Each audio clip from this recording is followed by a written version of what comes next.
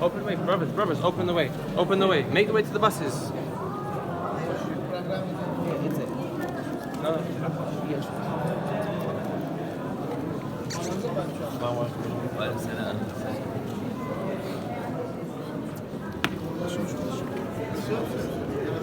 Assalamu alaikum. Nasıl?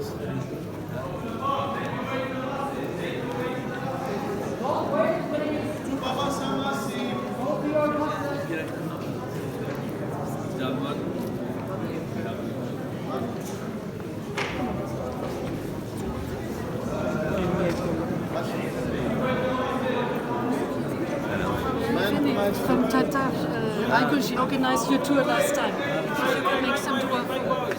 Sultanımız. Daha görüyor musunuz? Evet. Orada kabir var. Bu ben size söyledim yemekçi.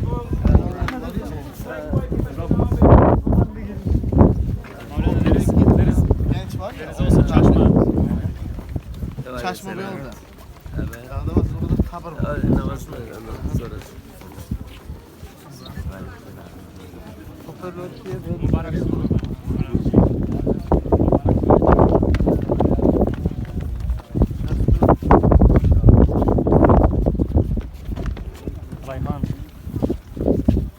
Böyle yaparsınız.